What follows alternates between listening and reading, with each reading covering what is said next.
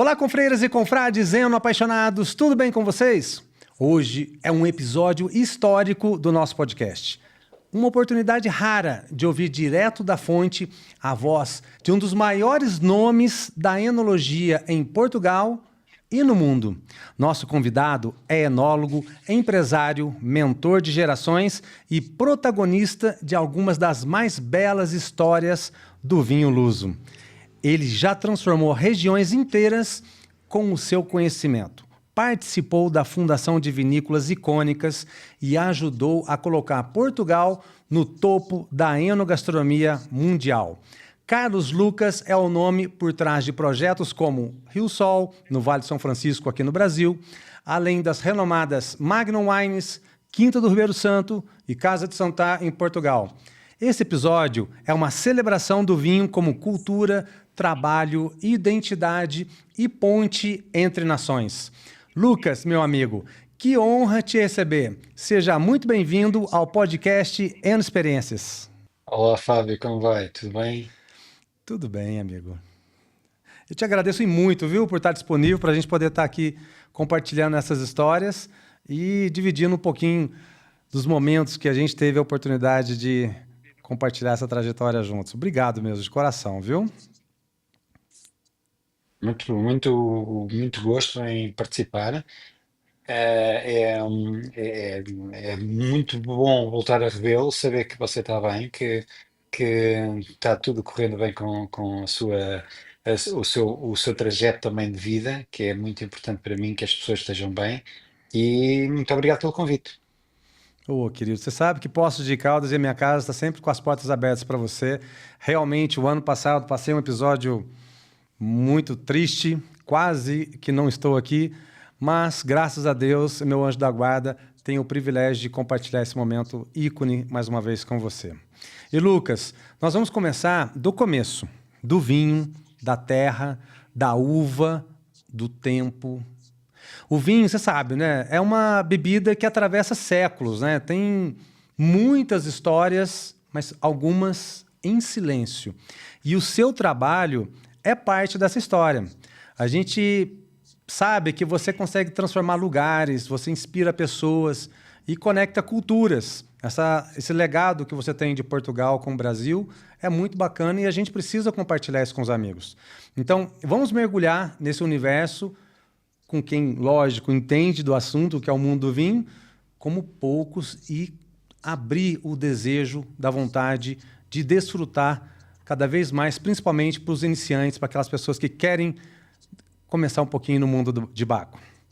Lucas, temos muitos amigos em comum e uma delas, inclusive, foi o Gugu, que esteve aqui em Poços de Caldas, me fez uma visita e ele pediu para eu pegar essa taça e falar, ó, o dia que você vê o Lucas, manda um brinde para ele. Então, saúde, meu amigo. Saúde, saúde. Que receba esse abraço do Gugu lá do Pícola de Santos, que pediu para mandar esse abraço para você quando eu falasse contigo. E muitas pessoas, Grande com amigo. certeza, querem saber mais da sua história. Essa história, ela vem desde a época que eu trabalhava na Expand e tenho aqui, inclusive, essa garrafa, uma caricatura do vinho Paralelo 8, que era produzido lá na vinícola Vini Brasil, da linha Rio Sol. E cada funcionário da Expand, na época, na convenção de vendas em 2007, ganhou o vinho com uma caricatura do seu rosto e a expressão era, é o vinho que é a sua cara. Então, para a gente começar, o que te levou ao mundo do vinho? Foi uma escolha consciente ou uma paixão que você escolheu? Foi uma escolha consciente. Eu comecei a estudar, eu sou engenheiro agrícola, comecei com a intenção de fazer a gestão agrícola e no decorrer do curso em Coimbra, eu estudei em Coimbra. Como sabem, a cidade de Coimbra tem a universidade mais velha da Europa, mais antiga. E Coimbra é um lugar de encontro de muitas culturas, gerações. Um, Inclusivamente, no ano em que estudei em Coimbra, tive muitos colegas brasileiros do Rio de Janeiro, que ainda hoje alguns deles vivem em Portugal. E, na verdade, a minha intenção sempre foi estudar viticultura, e fazer estágio em vinha, em vinhedo. O caminho para a transformação das uvas foi, no final do curso. Eu fiz o meu curso de viticultura, estudei a viticultura. Depois disso, fui fazer uma pós-graduação em Montpellier, em França. E aí era viticultura e enologia, e começa aí o trajeto da enologia. Depois fui para a Bairrada, para o Centro de Estudos da Bairrada, que é um centro onde se faz o melhoramento dos trabalhos com o vinho, na região da Bairrada, que, como sabem, fica ao lado da região do Dão, e apenas 50 quilómetros. Um, e aí eu comecei a preparar algumas provas, porque no centro de estudos era sempre obrigatório fazer isso, e alguém começou a notar que eu cheirava muito bem, Que estava ficava nos tendo um excelente copos, resultado. e, e alguém fez o comentário: ah, bom, devia seguir mais o vinho, devias trabalhar mais o vinho, e eu comecei aos poucos a querer trabalhar no vinho. Surgiu a hipótese de ir trabalhar para a região do Dão. Fui trabalhar para a região do Dão e comecei a trabalhar no vinho. E o processo foi natural, porque eu venho de uma família de trabalho, de empresários, e quis, com 25 anos, ter a minha própria vinha, começar a fazer o meu vinho, e comecei muito cedo. Eu acho que esse foi talvez o grande fator decisivo, foi ter começado cedo, ter a energia toda para destinar ao mundo do vinho, que é muito atraente, mas é também muito absorvedor do nosso esforço. E eu comecei a fazer vinho no Dão, depois na Bairrada, depois no Douro, depois no Alentejo, e depois no Brasil, depois Itália, depois em Espanha, depois na Argentina, depois por aí fora. Depois E, sempre um trajeto que me deu grandes alegrias. Portanto, fui uma pessoa que teve sempre muito ligada à melhoria dos vinhos do Dão. A verdade é que quando eu cheguei ao Dão, o Dão tinha alguma dificuldade, inclusivamente de venda, porque os vinhos não estavam adaptados ao consumo, e eu fiz essa transformação. E fui o primeiro enólogo a fazer espumante também, no Dão, com a denominação de origem, do bacana. Dão, e portanto isto foi um marco. Aí comecei a inovar, portanto o espumante no Dão, depois os colheitas tardias, depois vinhos com fáceis para o consumidor conseguir beber. Depois o encruzado, a casta branca, rainha do Dão, que eu comecei a divulgar e a promover. E ainda hoje saiu um artigo super importante numa revista inglesa, com um artigo do Richard Mason acerca do encruzado e sobre o meu trajeto no encruzado. E de facto, sempre fui uma pessoa que foi fazendo um trabalho que foi sempre melhorando. Talvez por não ter uma ligação tão familiar no mundo do vinho, eu acabei por fazer uma questão, uma parte técnica muito desprendida e muito virada para o consumidor. O sucesso dos meus vinhos sempre foi. O consumidor gosta dos meus vinhos e consome, abre garrafas, gosta, partilha com os amigos. Eu sempre fui um enólogo virado para o consumidor, não é para dizer que o meu vinho é que é importante. O meu vinho não é importante. O meu vinho é importante, se o consumidor o consumir. E foi com essa filosofia de trabalho que eu fiz a minha vida toda. Nunca quis fazer um vinho diferente, ser estranho. Não, quis sempre fazer vinhos de consumo que as pessoas gostassem de consumir, dirigidas ao mercado, que quem não sabe muito de vinho possa beber, possa partilhar com os amigos, acompanhar comida. sempre a comida, a mesa. Aliás, basta olhar para mim, eu gosto de comer, gosto de mesa, gosto de cozinha. E portanto, esse é um dos meus problemas quando vou ao Brasil, por exemplo, que vocês têm aí tanta comida boa que eu gosto de experimentar tudo e venho daí sempre com mais 2 quilos. E, portanto, não posso ir muito ao Brasil. Mas Mas, ó, a Lucas, verdade é você é que conhecido por ter uma assinatura muito particular nos vinhos. E você está dizendo para nós que como você definiu a sua filosofia como enólogo, né? Porque há 20 anos 30 anos atrás, o pessoal pedia muito vinho com madeira. E você foi sempre buscando o paladar realmente do consumidor e depois vinhos com bastante fruta e tal, e sempre desafiando no ápice, no alto patamar. E quando você chegou aqui, que foi a época que a gente se conheceu, falando lá do Vale do São Francisco, eu me recordo, lá em 2007, numa feira, lá na Expo Vines, que foi lá no Parque do Ibirapuera, cada pessoa que participou ganhou uma garrafa de Rio Sol. E o projeto Rio Sol, no Vale do São Francisco, foi revolucionário. Como foi a experiência de adaptar a tua assinatura, essa questão da vitivinicultura, ao sertão nordestino do Brasil, trazendo a identidade de Carlos Lucas? foi muito interessante. Na época eu já tinha o arrojo e já estava a fazer eh, a plantação das castas portuguesas para a miolo no sul do Brasil, em Bagé, portanto, junto à fronteira do Uruguai. Havia um projeto para plantar castas portuguesas e ibéricas, nomeadamente a de tinta Roriz, que é portuguesa e espanhola, a Touriga Nacional, nos países da América Latina. O Brasil começou-se a trabalhar com a miolo e eu fui para Bagé fazer esse trabalho, ajudar na plantação. E, e aí eu achei que o sul do Brasil já era normal, já era uma região, e numa conversa o Adriano falou do Nordeste. Eu no regresso vim pelo Nordeste, vim naquelas carreiras aéreas que vocês têm aí no Brasil, não é? De cidade em cidade, naquele Sim. aviãozinho que para em todas as capitais do Brasil.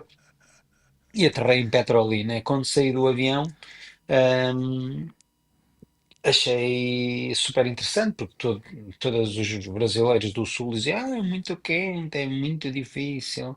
E eu achei ali assim um clima temperado. Nessa noite não tive frio, mas não tive um calor excessivo. E talvez o que é muito interessante é que os brasileiros não sabem que nós no Val do Douro, por exemplo, fazemos vindimas com 40, entre 40 a 46 graus, não é? E no Alentejo, em Beja, também temos 42. Hoje em Portugal estão 35 graus. Tá fresco. Portanto, está fresco, não é? Então eu acho que os brasileiros têm essa noção de que o Brasil é muito quente, mas na verdade nós neste momento, e a Europa, e nomeadamente Portugal, Espanha e a Grécia, são muito quentes na Europa. Hum, então eu gostei de Petrolina, gostei das pessoas, gostei do local, achei um arrojo. E mãos à obra, esfregar as mãos, vamos lá e vamos aqui fazer isto. Convidámos na altura a Universidade de Lisboa, que era a universidade eh, já com alguma tradição para a agricultura tropical, portanto, o Instituto Superior de Agronomia é uma universidade muito vocacionada para os estudos da viticultura e da agricultura tropical, e portanto acabamos por convidá-los para virem para o projeto e ajudar também na parte vitícola. Foi muito bom. Portanto, E plantámos muitas ali castas, vocês era conseguiram 2 colheitas por ano, algo que era impensável em outras partes do mundo. verdade, O que que com isso te qualidade. ensinou sobre clima, solo e Mas, principalmente superação, com base até numa universidade bom, de Lisboa? É importante perceber que o projeto ainda é atual, ainda continua, felizmente. Eu não estou ligado, mas o projeto continua. E os vinhos estão aí, são vinhos com qualidade, são vinhos que continuam a ser muito bem aceitos. E a verdade é que o projeto no Nordeste possibilitava experiências que fazíamos vindima 2 vezes por ano, permitia duas experiências por ano, enquanto que em Portugal eu não conseguia fazer isso. Lembro-me de experimentar técnicas no mesmo ano que aplicava depois na vindima, noutros locais, noutras vinícolas. Portanto, muito importante esse trabalho. No fundo, eu, nesses anos, acabava por fazer 3 ou 4 vindimas. É muito interessante. Fazia no Brasil, porque ainda por cima era rotativo, fazia em Portugal e às vezes ainda fazia num outro país, ou na Argentina, ou em Espanha, ou enfim. A verdade é que me deu muito traquejo, muito conhecimento e foi muito bem, muito bom. Foi muito bom. O que é que eu posso dizer sobre isso? Foi muito bom. O projeto continua. Eu estou super feliz com esse acontecimento. E, Que te abriu muitas portas na também, verdade, né? abriu muitas portas, muitos jornalistas muito interessados. Abriu também o caminho para a aceitação dos vinhos do Brasil no mundo, porque nós, sendo portugueses, fazíamos muito essa mostra aos jornalistas internacionais, com muito orgulho a mostrar, portanto, tínhamos muito orgulho no trabalho que estávamos a fazer. E isso correu muito bem. Levámos televisões europeias, levámos jornalistas. Foi extraordinário. Eu acho que foi extraordinário. É um trabalho que foi muito bem feito e que a nós nos enriqueceu muito. Eu fico muito feliz de poder ter participado dessa jornada, porque eu tive a oportunidade de levar clientes da Expand para conhecer a vinícola inúmeras vezes, ali à margem do Rio São Francisco, né? E conhecer de perto essa técnica. E depois desse projeto, vieram muitos outros, né, Lucas? Conta pra gente um pouco sobre a criação da Mas, Magnum Wines e sua proposta com a Quinta do Ribeiro Santo. bom, a Quinta do Ribeiro Santo era uma propriedade que era minha, foi o meu pai que a comprou, na altura do nascimento da minha filha, Carolina, que foi a primeira menina na família a nascer. Portanto, tínhamos muitos meninos, mas meninas tínhamos poucas, e portanto, quando nasceu a Carolina, o meu pai ficou muito feliz e decidiu comprar esta quinta para lhe oferecer.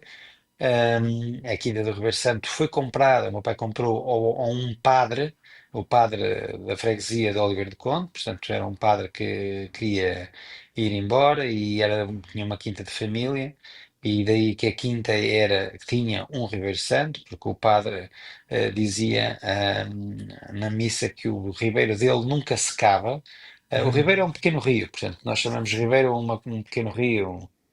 Vocês não têm pequenos rios, mas pronto, é um rio pequeno e que nunca seca. E é importante perceber que, apesar de estarmos ao lado da Serra da Estrela, portanto, o Dão fica ao lado da Serra da Estrela, nós temos, às vezes, anos em que temos pouca água, porque temos muito granito, muita rocha, e não é muito fácil de captar a água.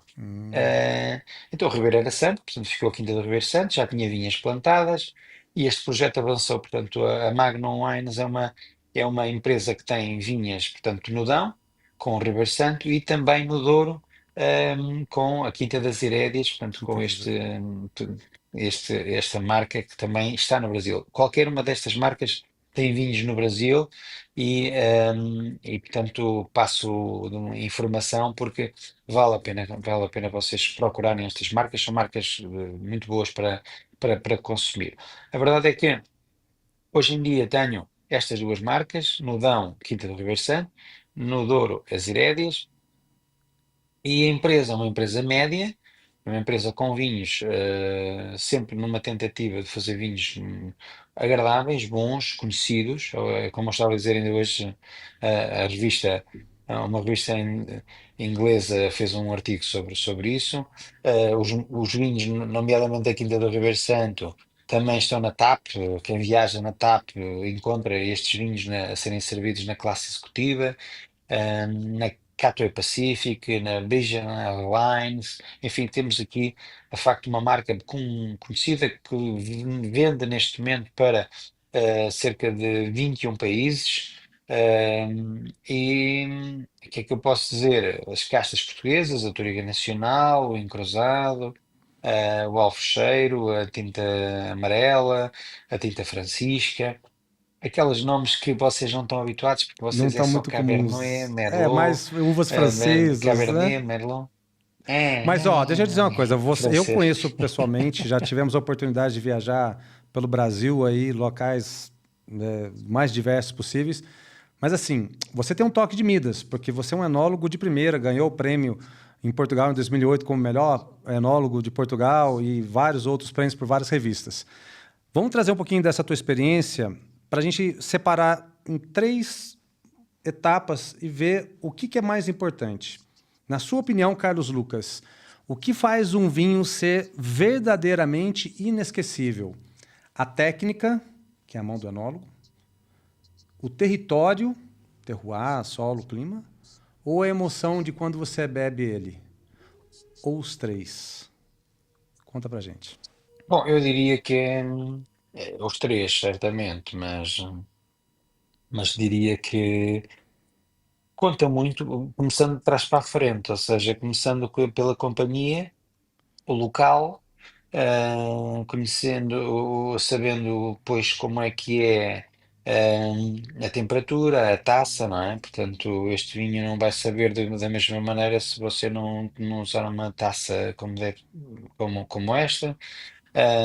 Mas obviamente qualquer técnico vai dizer que o que conta é o terroir, que é um conjunto do terreno, das características do terreno, das uvas e o toque das mãos do mestre.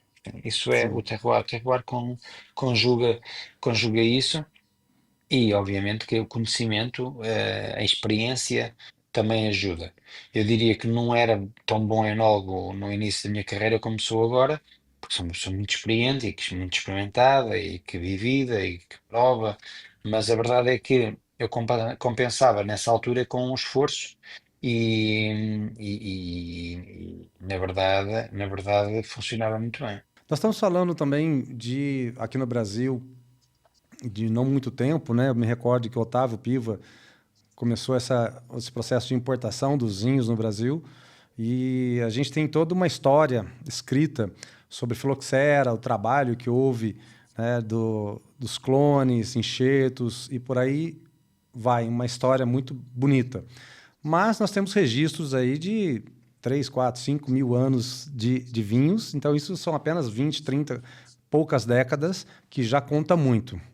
E você hoje, para esses muitos jovens que sonham em ser enólogos, e você estava dizendo da experiência, que conselhos que você daria, então, para quem quer entrar nesse mundo, mas ele ainda está começando? Primeira coisa é não pensar muito e dedicar-se ao trabalho, que eu acho que as pessoas pensam muito e dedicam-se pouco ao trabalho. É preciso uma entrega total. É preciso ter uma família que compreenda isso, que seja compreensiva. No caso da minha mulher, sou casado há 39 anos. eh, Ela sempre me compreendeu e sempre foi eh, parceira e amiga e nunca me perguntou porque é que eu estava ausente de casa, porque depois tem os jantares, porque depois tem os jornalistas, porque eu esta semana já dei eh, 6 entrevistas e já recebi coreanos, brasileiros, ingleses, portugueses. É uma vida. Hoje a Universidade de Aveiro, hoje ao almoço tive a Universidade de Aveiro, porque estamos a fazer um protocolo também com eles sobre uma técnica nova e inovadora que estamos a usar nos vinhos. E isto é muito difícil, porque é preciso muita dedicação. O que eu posso dizer aos jovens, e que digo ao meu filho, que está a começar agora comigo, digo-lhe que ele pode gostar muito da namorada, mas se eu pensar na namorada e não pensar na enologia, não pensar nos vinhos, nunca vai ser um grande enólogo, nunca vai ser alguém dedicado aos vinhos como deve ser, porque isto é exatamente o mesmo que ter um rebanho de ovelhas. Portanto, precisamos todos os dias de as alimentar e elas também almoçam e jantam ao sábado e ao domingo e aos feriados e não têm férias. O vinho não tem férias. O vinho tem que ter uma dedicação constante e diária. E qualquer jovem que comece tem que perceber isso. Tem que receber todos os dias inputs da adega, tem que provar, tem que corrigir os vinhos, tem que os acompanhar, tem que escolher a altura certa de engarrafar, depois tem que os apresentar, depois tem que viajar com eles. Enfim, é uma dedicação a tempo inteiro. E, Lucas, qual rótulo seu representa melhor a sua essência como enólogo? E por quê? Para o pessoal buscar aqui para consumir esse vinho. É o encruzado. Curiosamente, eu não tenho aqui nenhuma garrafa desse vinho. A casta encruzada, a uva encruzada, que é uma uva branca portuguesa, ehm, e do Dão, da minha região, que é aqui ao lado da Serra da Estrela, para sintonizar um pouco as pessoas. É um rótulo verde muito bonito, que podem procurar na internet, Ribeiro Santo encruzado, que se vende muito bem no Brasil, e quer em São Paulo, quer no Rio, quer em Belo Horizonte, enfim, está muito divulgado no Brasil. Divulgado, não sei se chega a Poço de Caldas, mas eu acho que Poço de Caldas pode procurar, que certamente alguém vai conseguir entregar. Sim. Campinas tem, por exemplo, lembro-me que eu tinha Campinas. E o encruzado é talvez aquele vinho que eu acho mais interessante, até para o estilo e clima brasileiro. É um branco que parece um tinto. É um branco com estrutura, com poucos aromas e que está a acompanhar bem a gastronomia brasileira.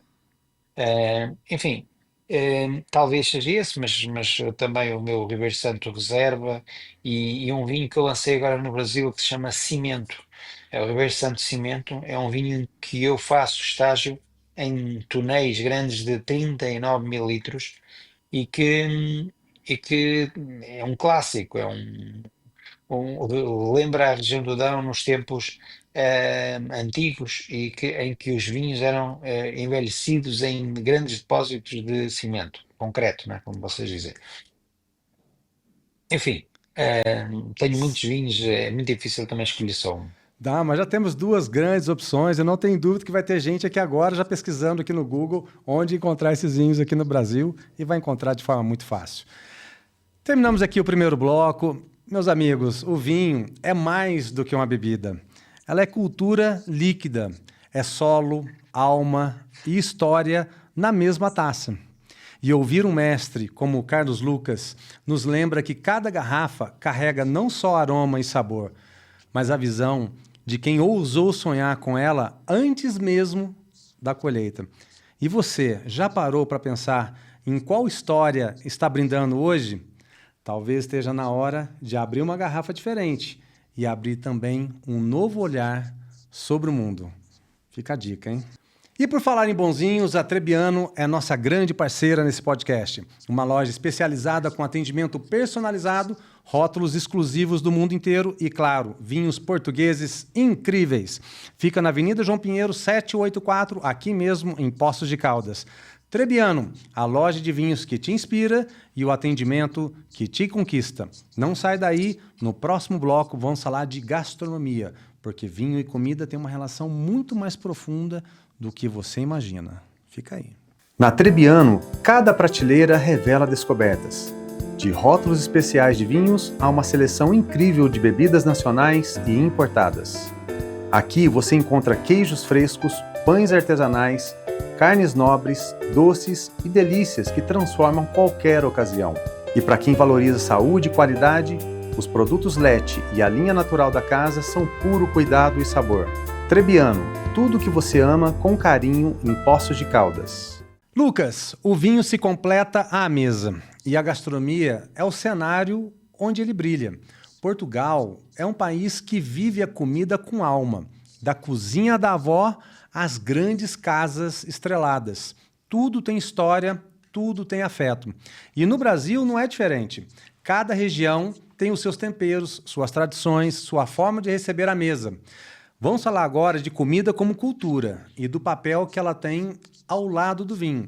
Não só na harmonização, mas na construção da identidade de um povo, de uma região. Carlos Lucas, o que significa a gastronomia para você? Existe algum prato que te remete lá à infância ou que carrega um sentimento especial aí dentro? Bom, sim, a infância está sempre ligada ao Natal. Nós, quando falamos de infância, falamos do nosso Natal, a família, e, e aí é o bacalhau. Não há volta a dar. O bacalhau é aquele prato que todas as avós faziam e nós comíamos. Portanto, o bacalhau em Portugal é feito de várias maneiras e nós dizemos mil e uma maneiras e temos realmente as memórias sempre com o bacalhau. Eu acho que há duas coisas que é o bacalhau e é o leite creme torrado. São duas memórias que qualquer português tem. E na sua visão como enólogo, sabemos dos wine dinners, quantos eventos já fizemos, mas vamos pegar lá na hora que o enólogo está produzindo o vinho. O quanto a gastronomia influencia a percepção do vinho, até mesmo na mente do enólogo, e é possível um vinho brilhar sozinho ou ele nasceu para estar à mesa? É possível brilhar sozinho. O enólogo pensa muito nisso, pensa em fazer vinhos para se beberem sozinhos ou para se beberem com comida. Nós temos muitos vinhos que são, nomeadamente brancos e rosés, que pensamos em fazer apenas, exclusivamente para vinho a copo, vinho a taça, não é? Ahm, Nos tintos nem tanto, mas nos brancos e nos rosés e nos espumantes pensa-se muito em algo que é o vinho só por si. E eu gostava de lembrar isso, gostava que vocês percebessem, por exemplo, um branco é um produto de comunhão, de partilha, em que se abre uma garrafa, está fresco e se bebe apenas com qualquer coisa que exista, um fruto seco ou não, ou simplesmente a taça e vamos bebericando e bebendo. O E vinho do isso é Porto é uma outro exemplo disputa muito disso. grande, porque Portugal é conhecido pelos seus pratos regionais. Você falou do bacalhau, do leitão, polvo, o queijo, tem o queijo Serra da Sim, Estrela que está aí a alguns quilômetros aí da sua casa, pertinho. Tem os exatamente, doces exatamente. conventuais, assim, aqueles doces maravilhosos. Como então que Mas essas tradições gastronômicas inspiram junto no seu trabalho do vinho? e inspiram muito, porque depois essa parte os brancos e os rosés pensamos um pouco com eles por si só, mas depois tintos existem uma disparidade e os vinhos de sobremesa portugueses, como sabem, são muito ricos. Portanto, os tintos muito para a gastronomia, muito para o espumante também para acompanhar, para acompanhar também os doces conventuais. Usamos muito em Portugal o espumante para os doces conventuais, mas temos os vinhos de sobremesa para os doces conventuais e não podemos esquecer o pastel de nata, não podemos esquecer nunca o pastel de nata ou o pastel de Belém, não é? Que vocês também conhecem como pastel de Belém. Sei lá, eu até estou a pensar nesta hora, que é a hora de jantar aqui, eu já estou a pensar e já estou assim meio a deglutir, porque realmente nós comemos muito bem e penso sempre na gastronomia, falou no leitão, eu vou comer leitão à noite, um leitãozinho Olha. com os amigos, e vou abrir um tinto novo, um tinto jovem, por causa da pimenta do leitão, vamos abrir um tinto, quando eu digo jovem, da colheita 2024 com muito pouca madeira, mas vai ser esse o tinto que vai acompanhar. Mas só que antes de acompanharmos o leitão, nós bebemos uma garrafinha. Esta garrafa que está aqui, esta aqui do espumante, está fresquinha, não é? Você dá para ver que está fresquinha. Ela Sim. vai já ser bebida assim que acabar aqui o postcat com você, e vamos de seguida bebê-la enquanto preparamos ali a mesa, e o leitãozinho é só cortar. Com, enfim, nós temos Portugal, tem muita comida. A comida mineira, por exemplo, é muito parecida com a comida beirã, daqui da Beira Alta de Portugal. As migas, ainda falava isso com esses amigos brasileiros que recebi há 2 dias, porque comemos umas migas em que uma das pessoas dizia: mas parece mesmo as migas de Minas. É inspirada, essa tradição das migas em Portugal, há várias, portanto, no norte, no centro e no sul, as migas são todas diferentes, mas, por exemplo, vocês facilmente, se vierem do Brasil a Portugal e comerem umas migas, vocês facilmente reconhecem. Sei lá, temos muito peixe grelhado. Portugal tem muito peixe. Como sabe, nós trabalhamos não só com bacalhau, mas com peixe fresco, peixe grelhado. Ahm, a chanfana, as carnes cozidas com vinho, a cabidela de galo, o pica-mexão, as tripas enfarinhadas. Nós temos de facto uma gastronomia. Depois o Alentejo com os seus pezinhos com entrada, com o seu borrego. Temos muita comida. Depois os doces. Ninguém esquece o pudim abado de periscos, De os jeito pastéis de nenhum. nata. Espetacular. Ninguém esquece. Normalmente ninguém esquece. E nessas andanças aqui pelo Brasil, você já citou a comida mineira e eu já fiquei envaidecido aqui. Mineiro da Gema, aqui de Poços de Caldas. Qual prato brasileiro te surpreendeu ou te marcou nessa sua trajetória por aqui, principalmente com seus vinhos? Olha, eu tenho, eu espero não estar a ofender ninguém, mas eu gosto muito da moqueca capixaba. Nossa, é um espetáculo. Ahm, eu gosto muito da moqueca, portanto, não gosto tanto da Bahia, não é? Portanto, mas a moqueca capixaba é um prato brasileiro que me deixa absolutamente rendido. Tenho que comer sempre que vou ao Brasil. É um prato de facto com requinte, com tudo, enfim, mostra mesmo a tradição, a antiguidade, enfim, olha, enfim, mas eu gosto muito da comida brasileira, porque, como eu falei, venho sempre mais gordinho. Também gosto de comer um pastel na praia quando vou a Santos, lá à casa do Gugu, que ele serve aquele pastel na areia, pé descalço. Ah, como sabe, mas também gosto de um churrasco no gaúcho, lá embaixo em Bagé, com o gaúcho a tirar o facalhão lá e a fazer o churrasco. Também é tão bom. Enfim, vocês também comem muito bem. Olha, eu estava até Não comentando com o posso. Rodrigo aqui um pouquinho antes do programa que você que está recuperando o seu sotaque de português para nós. Porque você, quando estava aqui no Brasil, você É, falava muito bem o português brasileiro, assim. Mas, ó, eu tenho uma preocupação nesse quadro, quando a gente está falando sobre gastronomia, principalmente relacionado ao poder do vinho para fortalecer a gastronomia, né? E eu quero aproveitar, né, a tua experiência como enólogo e saber não apenas a sua mentalidade, mas como o enólogo tem que ver o seu papel em questão de harmonizações. Deve participar dessa construção com as harmonizações ou deve deixar isso para o sommelier e para o chefe e ele desenvolver a autenticidade do vinho da região? eu acho que o papel do chefe e do sommelier são importantes, porque muitas vezes o enólogo também não conhece todos os pormenores do detalhe do prato. Eu fiz um jantar no sábado aqui com o Vítor Sobral, que é bastante conhecido aí no Brasil. Sim, O Vítor querido Sobral é amigo. meu amigo e veio ao Ribeiro Santo fazer um jantar, cozinhar só para 40 convidados. Ahm, porque nós começámos aqui as festividades, as festas da comemoração dos 25 anos da marca Ribeiro Santo. Essa marca aqui faz 25 anos Que legal.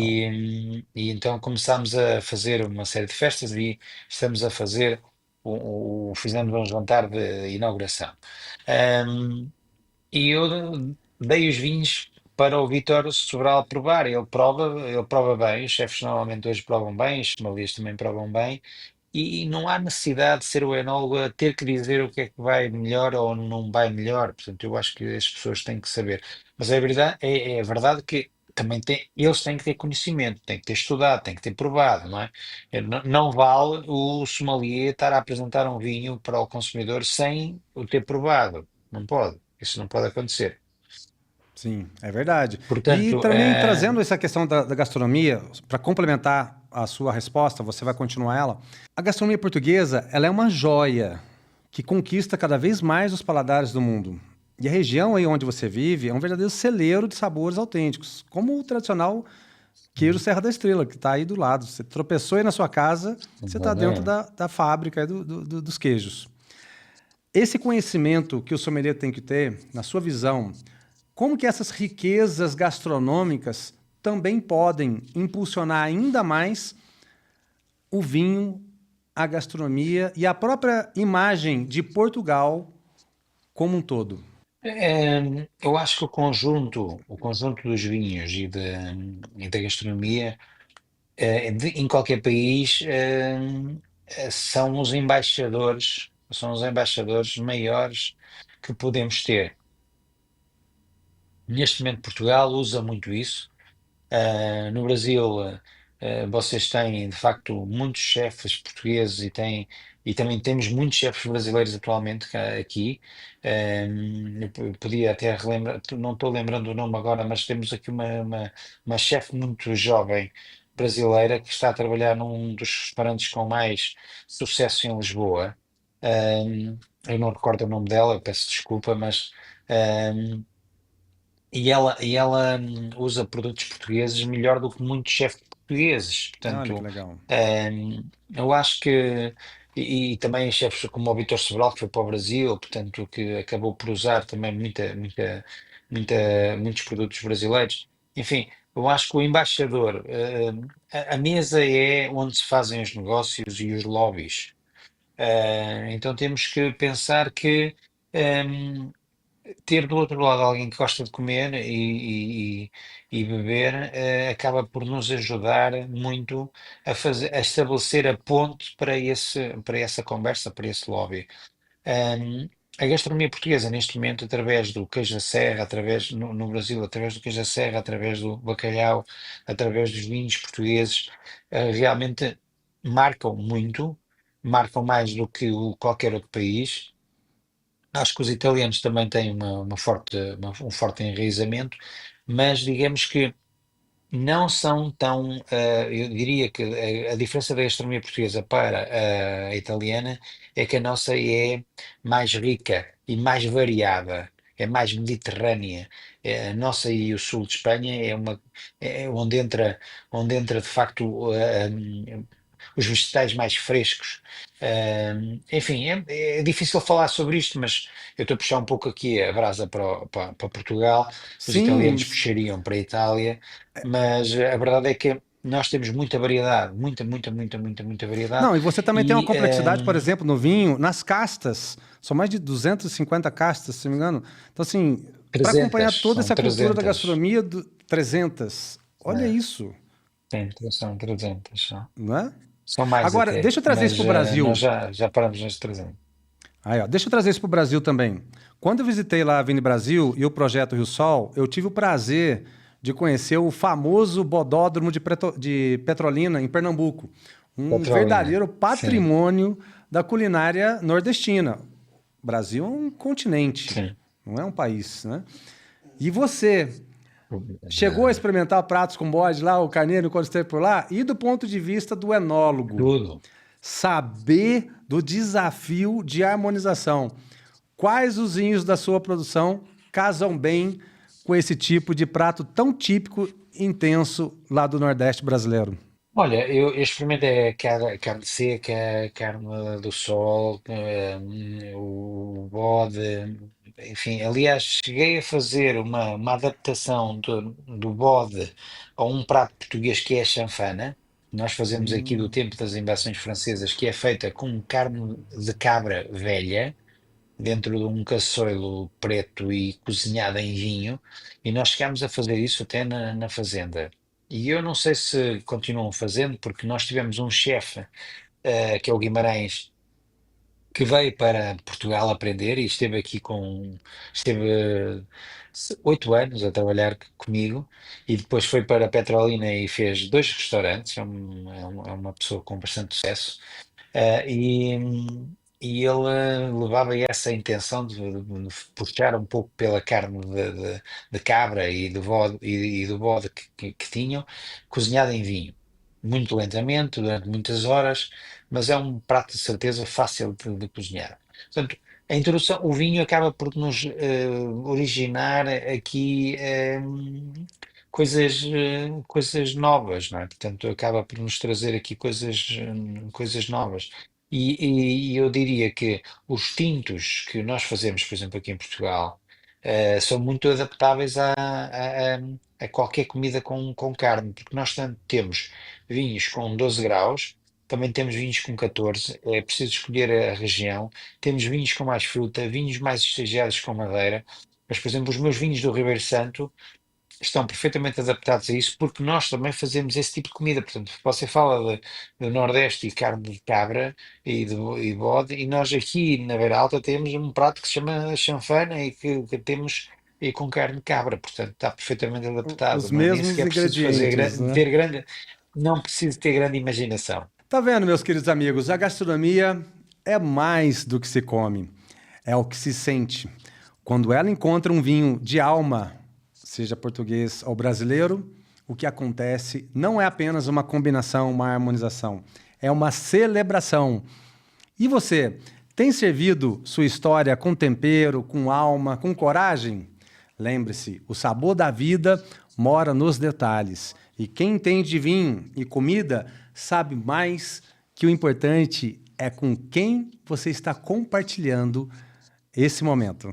E se falamos de gastronomia com identidade, o restaurante Polenta é referência em Poços de Caldas. Cozinha italiana de verdade, ambiente acolhedor e um time que serve com amor, e onde nós fizemos recentemente o Wine Dinner Portugal. Os meus amigos Flávio e Vinícius comandam essa casa com maestria e os pratos são de emocionar. Rua Mato Grosso 121, no centro aqui de Poços de Caldas. Polenta, vinho e cotina, onde o sabor encontra o afeto. No próximo bloco, vamos falar sobre turismo e como o vinho pode transformar uma cidade em destino de sonhos. Até já!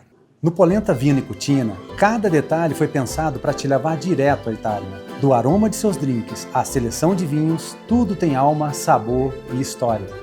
Aqui, cada espaço te convida a viver momentos únicos, seja a dois ou entre amigos. Polenta Vino e Cucina, um pedaço da Itália em Poços de Caldas. Carlos Lucas, o vinho nasce na terra, mas vive nas pessoas. O enoturismo é a oportunidade de contar essa história, do terroir à taça, unindo natureza, cultura, conhecimento e, claro, emoção. Portugal já é um exemplo consolidado disso. Temos muitos amigos que vão passear e trazem essas histórias nas malas. E aqui no Brasil, mais especificamente no sul de Minas, divisa aqui com o estado de São Paulo, a nossa região está apenas começando a trilhar esse caminho com mais consciência e estrutura, que o enólogo Murilo Albuquerque, junto com essa técnica da poda inversa, está desenvolvendo e hoje já são mais de 80 vinícolas crescendo aqui na região, na cidade do lado do Espírito Santo do Pinhal. Vamos então agora explorar o potencial do turismo, o turismo enogastronômico, como um motor de desenvolvimento, conexão e encantamento, meu querido. Bora lá. Lucas, você já recebeu milhares de turistas em suas vinícolas. O que mais Sim. encanta quem visita os seus projetos? É o vinho? É o lugar?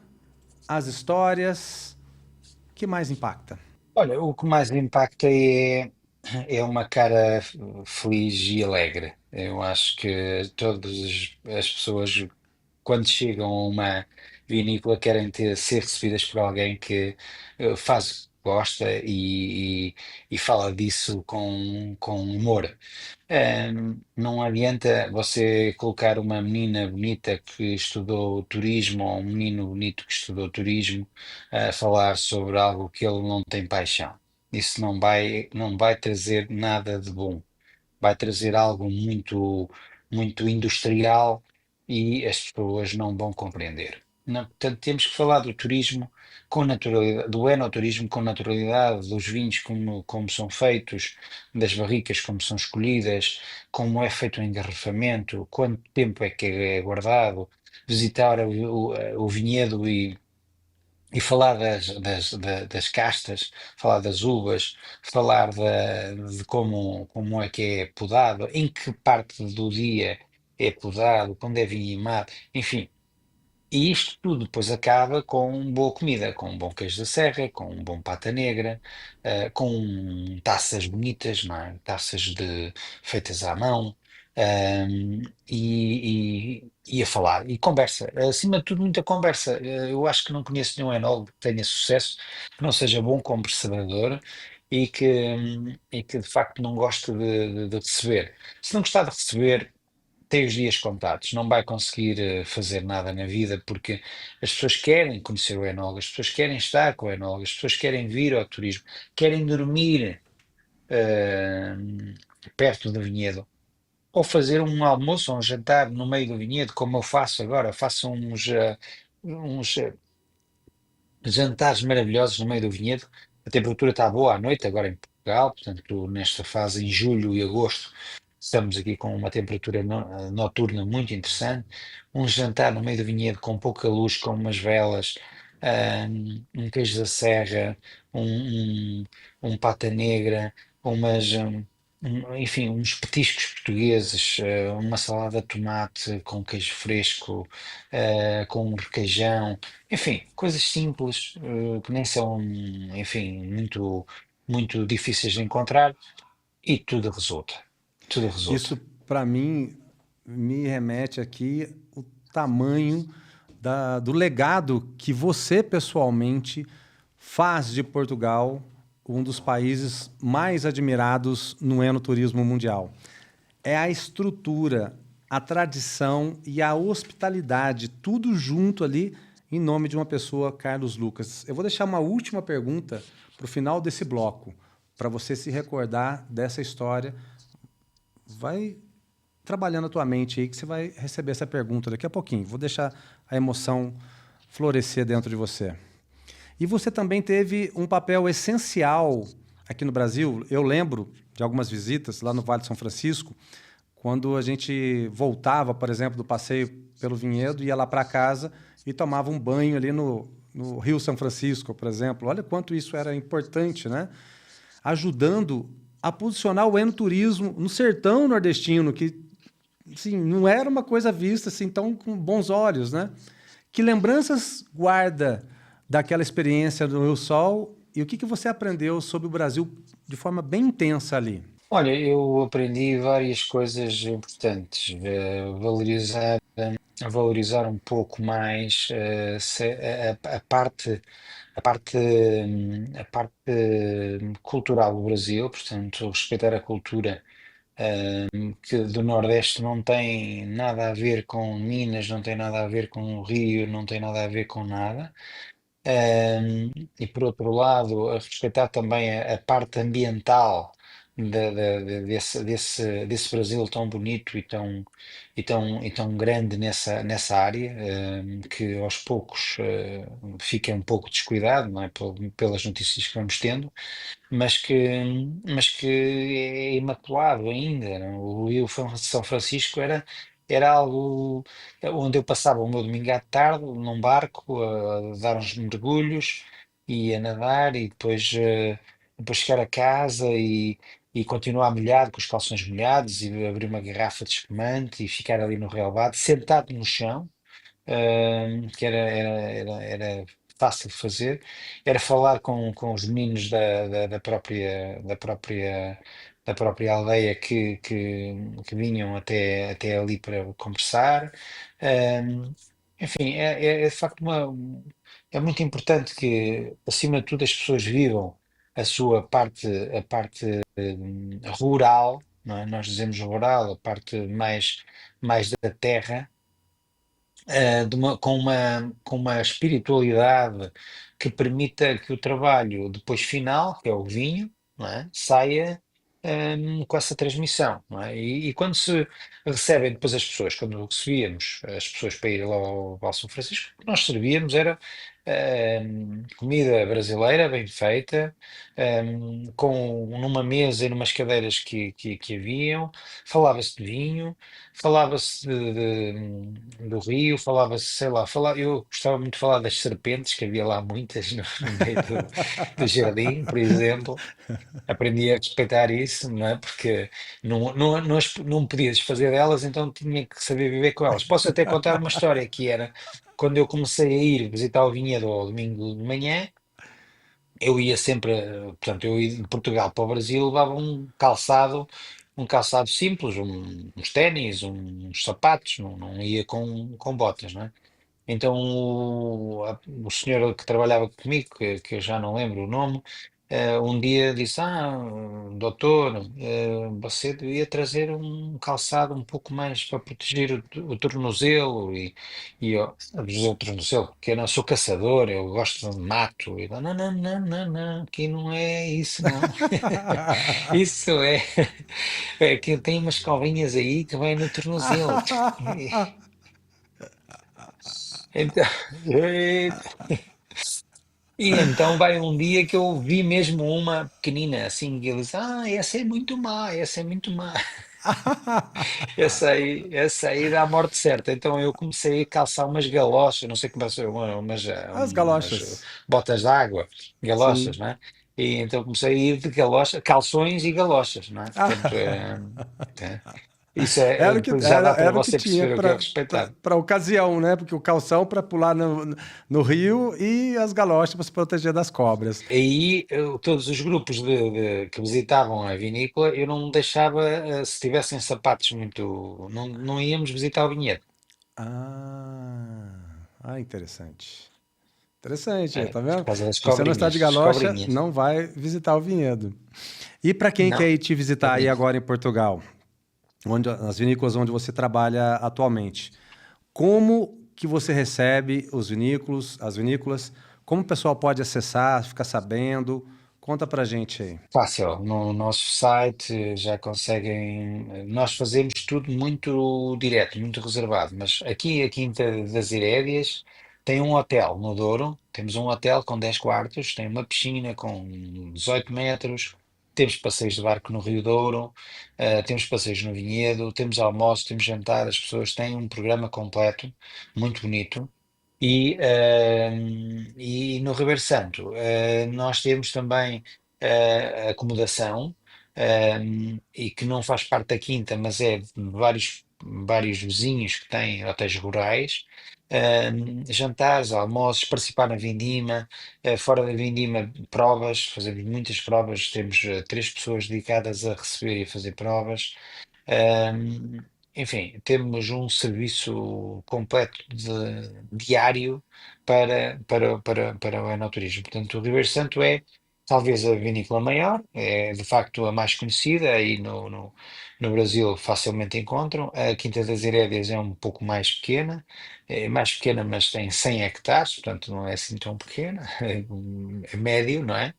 Ahm, Enfim, temos um enoturismo que adaptamos a qualquer grupo. Posso-vos dizer que temos pessoas famosas da televisão brasileira, da TV Globo, enfim, atores, atrizes que vêm, que nos visitam porque gostam, conhecem a marca e vêm cá. Não quero falar do nome dessas pessoas, mas a verdade é que temos programado para setembro a vinda de várias atrizes brasileiras muito conhecidas, por exemplo, só para o Fábio perceber.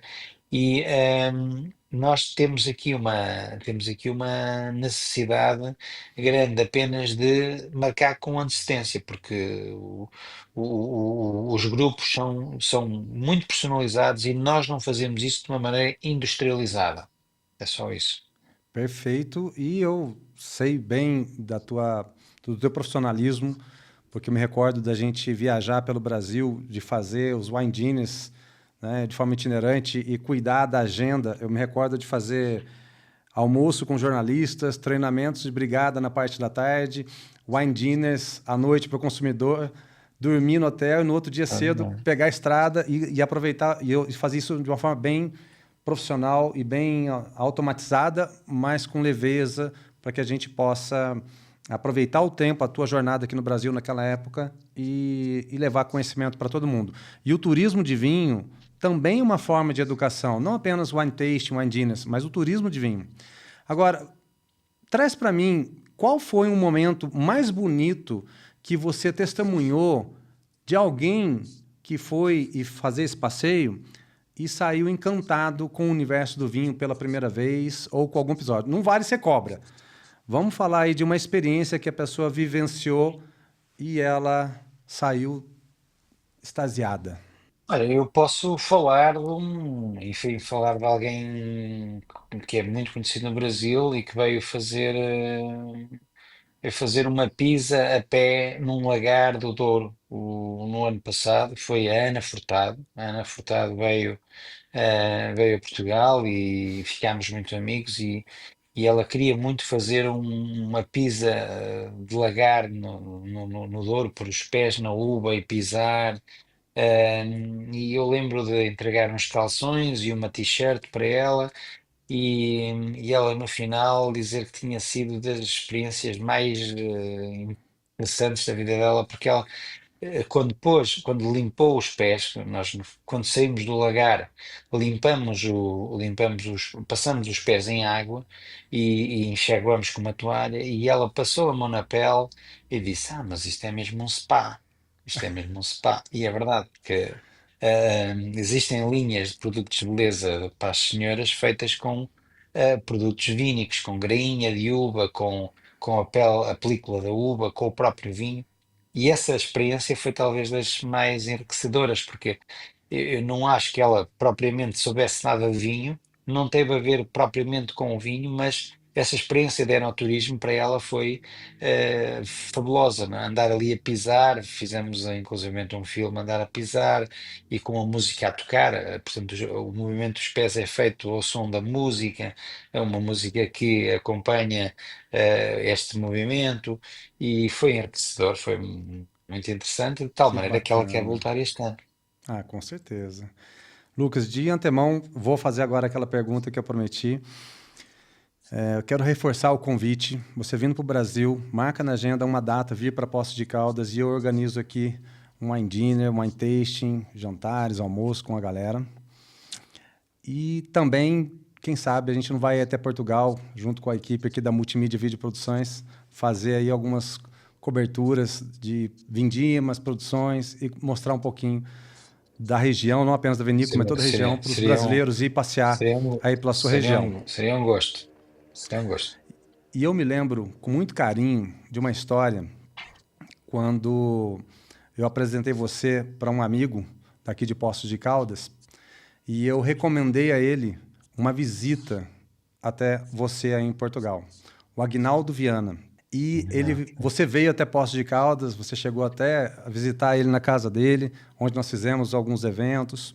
A gente saiu para jantar, fizemos, enfim, muita bagunça boa aqui. E ele depois ele foi até Portugal, ele foi até você. A gente organizou toda essa visita. Infelizmente ele não está mais entre nós. Na época da Covid ele nos deixou. Mas o que você fez foi incrível. Você foi buscar ele no aeroporto com tanto carinho. E aí você recebeu ele na sua casa. Olha, eu estou me emocionando aqui porque eu lembro de tudo isso. Você cozinhou para ele. E você criou Eu tantas gosto memórias que ele me mostrou depois, quando ele voltou, o brilho nos olhos dele, assim, os vídeos, as fotos, e ele contava aquela história como uma criança. Um homem com um pouco mais de 60 e poucos anos, vivendo ali uma história como se eu tivesse dado um pirulito para uma criança de 3, 4 anos. Infelizmente, ele nos deixou durante a pandemia, mas essa lembrança me marcou muito como um exemplo do que é o verdadeiro enoturismo. E quando a gente fala o eno, é porque nós somos submissos ao vinho, né? E o turismo porque está saindo ali do dia a dia da sua casa e conhecendo uma cultura diferente, né? Uma coisa bem afetiva, uma experiência afetiva que fica para sempre. Hoje, então, se pudesse criar uma experiência emocional como essa que você criou, mas para uma outra pessoa especial, como você descreveria esse momento? O que você iria servir, assim como talvez seja essa noite de hoje, que você vai receber algumas pessoas na sua casa? O que você iria servir? O que você mostraria? E que sentimento gostaria de deixar nessas pessoas? Bom, acima de tudo, eu ia pensar nos vinhos primeiro. Eu penso sempre nos vinhos. E vou pensar num vinho mais velho, um branco mais velho, que não é uma experiência muito usual para brasileiros. Portanto, ver um vinho branco mais velho, como um branco com 20 anos, e mostrar-lhe o acompanhamento com um queijo da Serra seco, que não é manteigado, porque normalmente comem o queijo amanteigado no Brasil, mas o tradicional queijo da Serra é de meia cura, portanto, ou seja, mostrar a autenticidade das coisas e a verdadeira realidade das coisas portuguesas. Para cozinhar, ia sempre pensar que estou perto de uma região que é a Bairrada, portanto, iria pensar ou no leitão, mas também temos uma carne de vaca autóctone que é a arauquesa, chama-se carne de vaca arauquesa, é uma raça autóctone portuguesa que fica aqui na região de Arouca e que faz um churrasco absolutamente extraordinário. Aliás, eu tenho convencido muitos brasileiros a acharem que o churrasco melhor é o português. Portanto, já vai ficando aqui o desafio, não é? Sim. Então eu gosto desses desafios e só serviria a carne grelhada porque estamos numa altura quente, não é? Portanto, a carne quente, um grelhadozinho para ficar ali a conversar, tá, parece-me bem. E na sobremesa eu iria verdadeiramente aos pastéis de feijão, que há pouco não falei, ou uns pastéis de tentugal que são aqui da região, são doces conventuais, e o pastel de feijão seria pelo desafio, porque os brasileiros acham que o feijão é a comida de pobre, e portanto nós em Portugal fazemos o feijão ser comida de rico. E o pastel de feijão é realmente uma coisa difícil de encontrar e boa, muito boa, para acompanhar precisamente aqui assim um vinho do Porto Tawny, da Quinta das Heredas, um Porto Tawny com 40 anos, que nós tínhamos na Quinta, portanto iria fabulosamente, ligeiramente refrescado, porque o vinho do Porto deve ser refrescado, deve estar no frigorífico e à temperatura de frio, não é servido à temperatura ambiente. Já agora, para você saber. Muito bom, muito bom. Tá vendo, meus amigos? A viagem é o pretexto. O vinho e a gastronomia é o presente. O enoturismo, ele revela não só a beleza das paisagens, mas também o valor das raízes, da história, de quem está contando, principalmente se você tiver um Carlos Lucas, por exemplo, e da dedicação de quem cultiva sonhos em forma de uva. E você, está esperando o quê para conhecer de perto Quinta das Herédias e Ribeiro Santo? O que existe por trás de cada gole daquele vinho? Lembre-se, cada taça pode ser uma passagem para um destino inesquecível. E para quem ama boas experiências e sabores autênticos, a Santa Pizza é a nossa escolha. Ingredientes frescos, massas artesanais e o delivery que virou mania em Poços de Caldas. Santa Pizza, amor em fatias. Peça agora. No próximo bloco, vamos falar sobre negócios, impacto e o papel do vinho na economia das cidades. Até já! Na Santa Pizza, tudo começa com massa fresca, forno quente e capricho em cada detalhe. O sabor chega quentinho na sua casa e cada pedaço fala por si. Peça agora pelo WhatsApp ou pelo app e descubra por que todo mundo ama a Santa Pizza.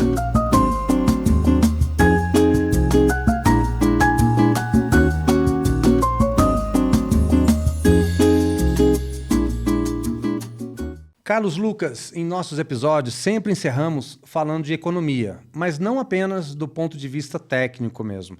Gostamos de pensar como o vinho, a gastronomia e o turismo podem ser da consequência da cultura, da criatividade e da coragem, principalmente pela capacidade de transformar o que é local em algo de valor global, como você falou para a gente nos blocos anteriores. O vinho é isso, ele começa pequeno, numa videira, mas ele pode alcançar o mundo inteiro. A gastronomia é a mesma coisa. A forma como você fazer o manejo, você vai alcançar o mundo.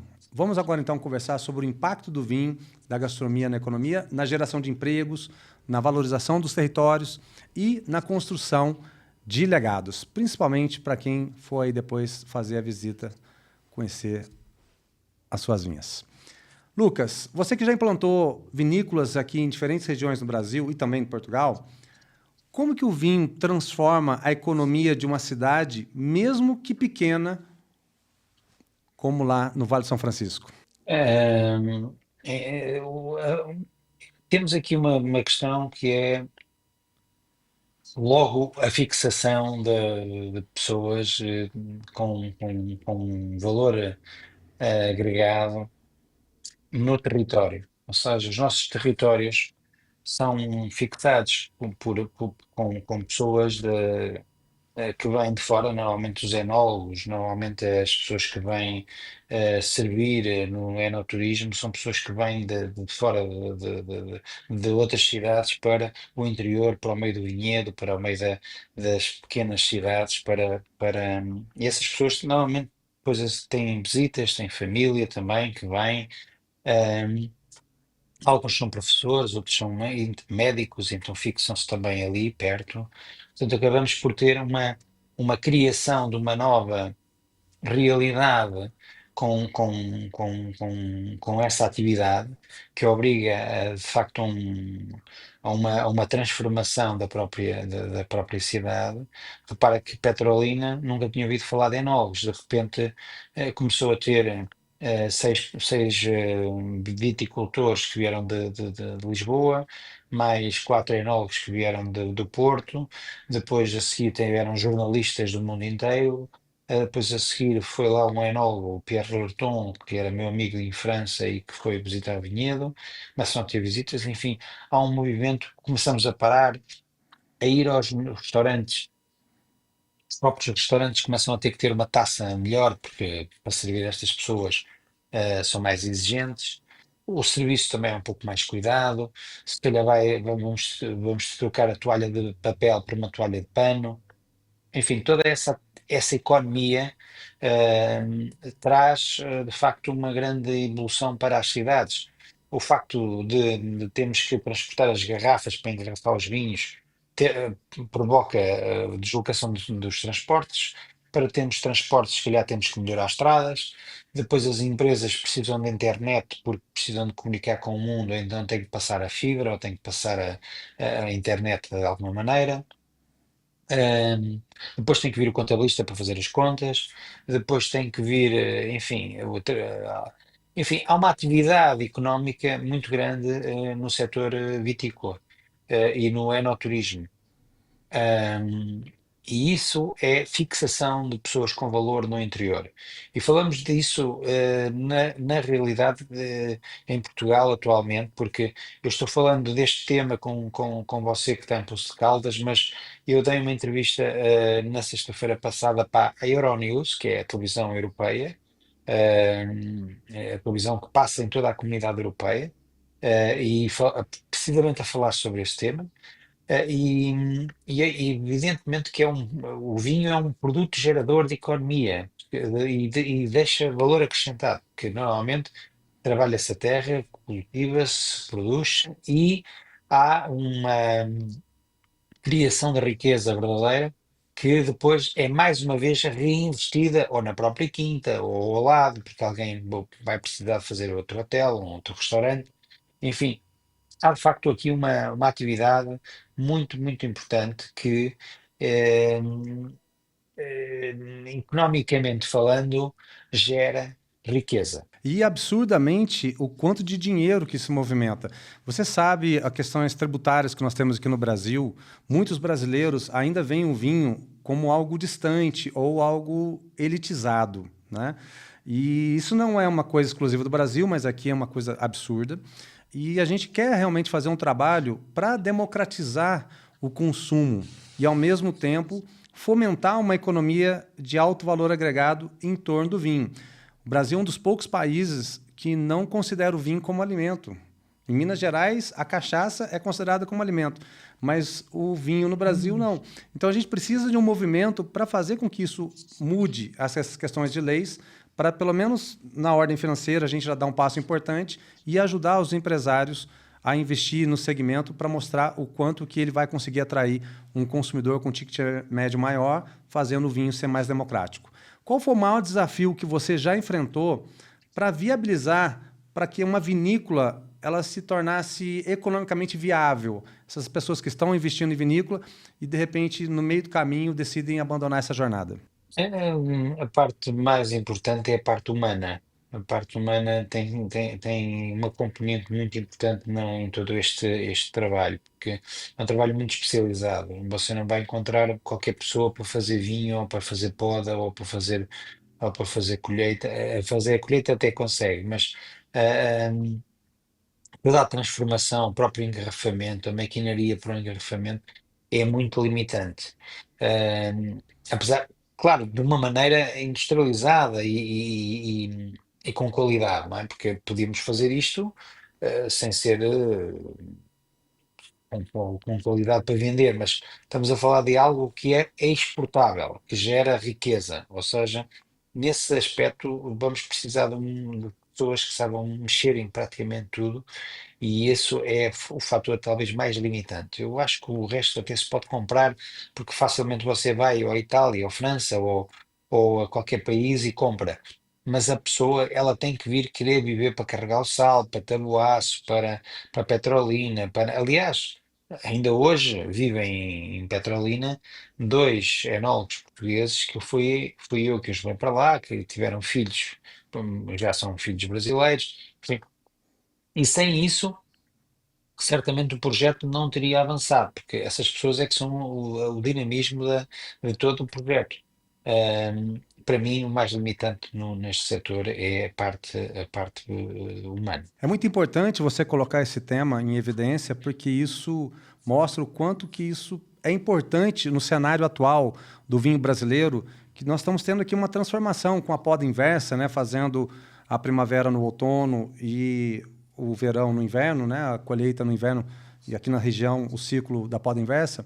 E está tendo muitos jovens enólogos, também sommeliers, chefes de cozinhas, montando seus restaurantes e acreditando nesse movimento que já fez agora, na última premiação da revista Decanter, há 2 meses atrás, 150 vinhos premiados no Brasil, 50 são aqui da região, aqui do lado de Poços de Caldas. Quase 50. Isso é muito bom.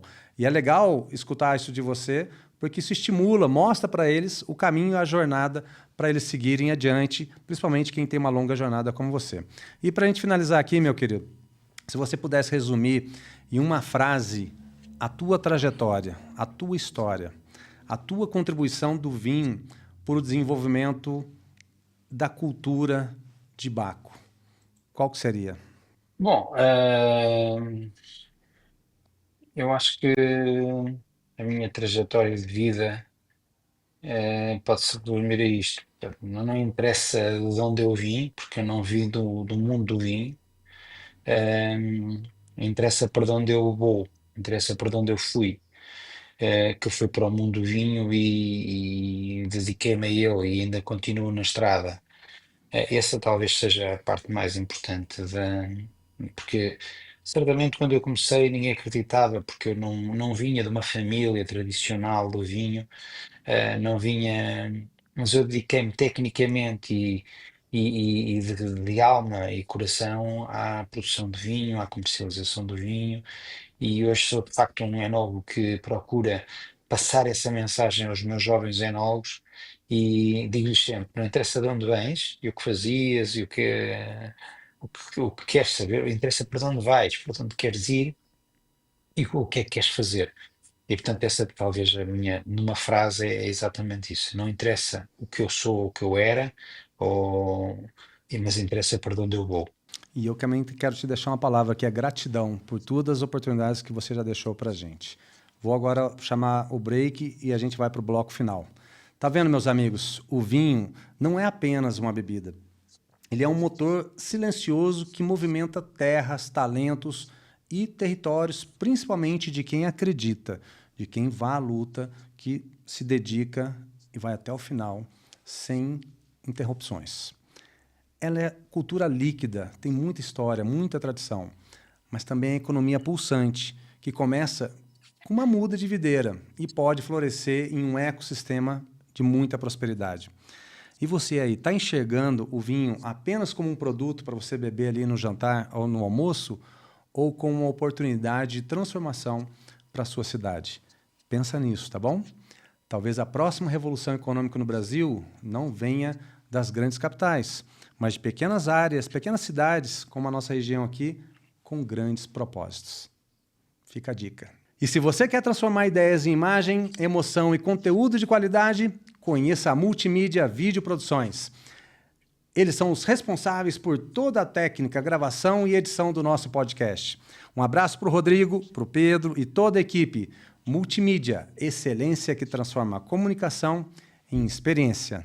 No Polenta Vino e Cucina, cada detalhe foi pensado para te levar direto à Itália. Do aroma de seus drinks à seleção de vinhos, tudo tem alma, sabor e história. Aqui, cada espaço te convida a viver momentos únicos, seja a dois ou entre amigos. Polenta Vino e Cucina, um pedaço da Itália em Poços de Caldas. Carlos Lucas, que honra te receber aqui no podcast Eno Experiência. Hoje, mais do que falar de vinho, falamos sobre visão, sobre coragem e sobre legado. Você nos mostrou que o vinho pode cruzar oceanos, unir culturas, valorizar territórios e formar pessoas, principalmente dar valor às pessoas. Que não existe desenvolvimento regional sem identidade e que o sucesso não é apenas alcançar o mundo, mas também valorizar suas raízes. Agora esse espaço é todo seu. Qual a mensagem, meu querido, que você quer deixar para os nossos ouvintes e os confrades, especialmente para os enólogos, sommeliers e apaixonados por vinho que acreditam no poder transformador dessa bebida para as suas vidas e para os seus negócios e as suas cidades? Bom, em primeiro lugar, queria agradecer, Fábio, pelo convite. É sempre um prazer e queria cumprimentar todas as pessoas e amigos de Poço de Caldas. É uma cidade que eu conheço graças a você, onde eu fiz uma prova de cafés que nunca mais vou esquecer na vida. Eu aprendi a provar café em Poço de Caldas e falo muitas vezes em Poço de Caldas quando aqui em Portugal se fala de provas de cafés. Eu sei o que é o defeito de saco, o defeito de rio, enfim, aquelas coisas que aprendi nessa prova. E o que eu quero deixar em mensagem é exatamente isso: é o vinho à semelhança daquilo que nós gostamos, é algo que nos une, e o vinho une. O vinho é uma bebida de celebração, é uma bebida também do dia a dia, é um alimento, não se esqueçam disso. Tem características fabulosas em termos de regulação da nossa saúde, e eu acho que isso nunca pode ficar esquecido. Beber com moderação, mas beber vinho faz da pessoa uma pessoa mais sensata, a maneira como pegamos no copo, a maneira como pensamos no que vamos acompanhar, a maneira como vamos abrir a garrafa, a maneira como vamos partilhar a garrafa com os amigos.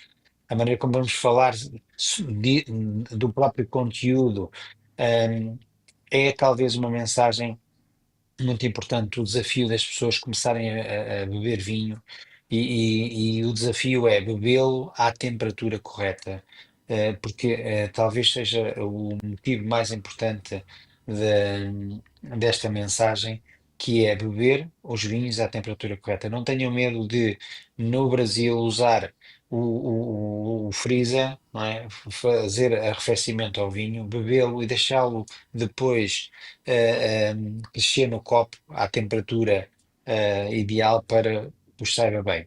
E depois, sempre aquela questão que é o melhor vinho é aquele que você gosta, não é aquele que o outro diz que é melhor, não. O vinho é o desafio, é abrir várias garrafas e poder comparar. E outra mensagem muito importante é: o vinho caro não é o melhor. O vinho caro às vezes não é o melhor.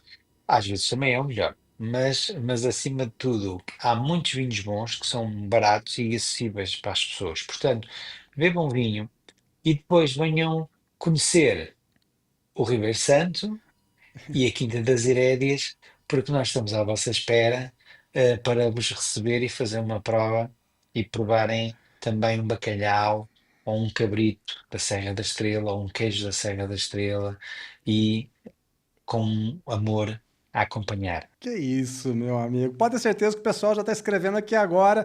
Já, Fábio, compartilha o link aqui que a gente já vai começar a fazer a reserva. O episódio terminou aqui, mas a nossa jornada não, hein? Lucas, em breve a gente está em Portugal e você vindo a Poços de Caldas vai ficar na minha casa. Não se esqueça disso. E a você, meu saúde, Lucas. Obrigado. Saúde, Mica, saúde. E a você que nos acompanhou até aqui, meus amigos, o nosso muito obrigado. Esse episódio não foi só uma entrevista, foi uma verdadeira aula com sotaque português e alma brasileira. Se alguma ideia te inspirou, se algum trecho acendeu um desejo de ir além, não deixa isso passar em branco. Compartilha com seus amigos, com seus colegas de profissão, seus grupos de confraria. Ajude a espalhar esse conteúdo e valorizar quem transforma o vinho em pontes entre culturas, entre países e entre sonhos e realizações. E para continuar essa conversa com a gente, é fácil. Siga o @confraria Experiências no Instagram, Facebook, TikTok e YouTube. Ouça os nossos episódios no Spotify, podcast Eno Experiências. Acesse o nosso site enoexperiencia.com.br e se vier a Poços de Caldas, venha viver das nossas Eno Experiências ao vivo. Sabe por quê? No final das contas, viver é brindar com a alma. Eno abraços e até o próximo episódio.